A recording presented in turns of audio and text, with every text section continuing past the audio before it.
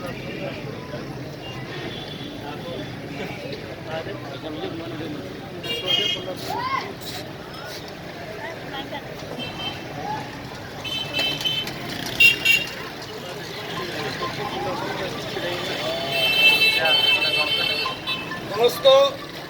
अस्सलाम वालेकुम।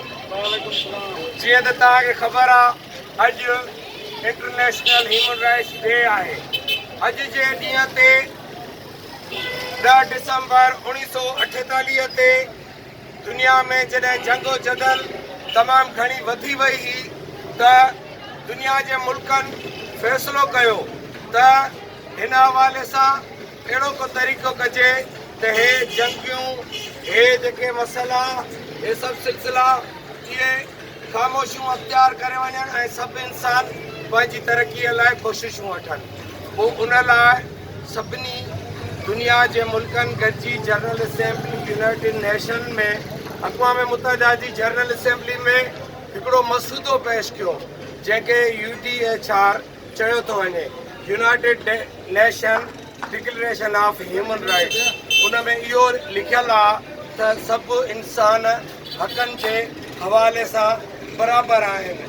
सभिनी इंसाननि खे हक़नि जे हिसाब सां ज़िंदगी जो तहफ़ुज़, इज़हार राय जी आज़ादी, वोट जो हक़ु, नौकरी जो हक़ु आहे।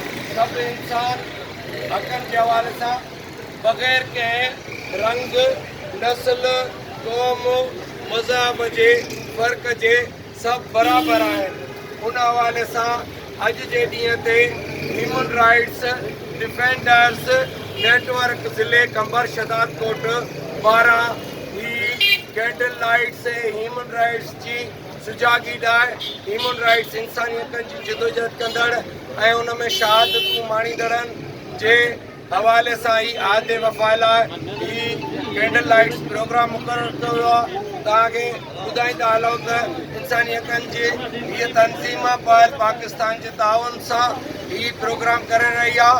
उन हवाले सां अव्हांखे ॿुधायो थो वञे त सभु इंसान हक़नि जे हवाले सां बराबरि आहिनि। सभिनी इंसाननि खे इज़हार राय जी आज़ादी, ज़िंदगी जो तहफ़ुज़ आहे।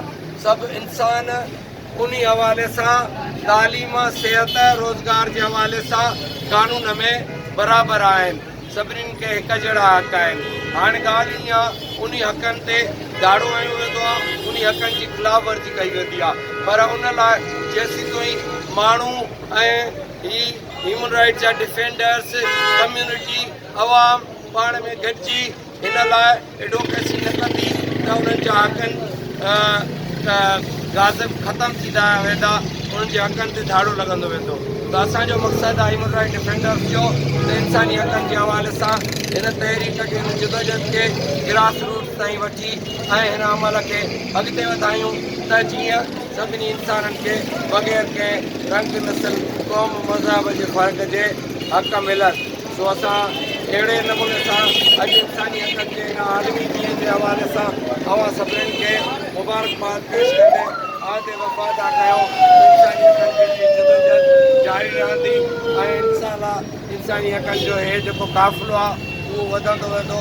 सभिनी इंसाननि खे हक़ मिलंदा, रोज़गार जो तहफ़ुज़ मिलंदो, ज़िंदगी जो तहफ़ुज़ मिलंदो, इज़हार राय जी आज़ादी हूंदी।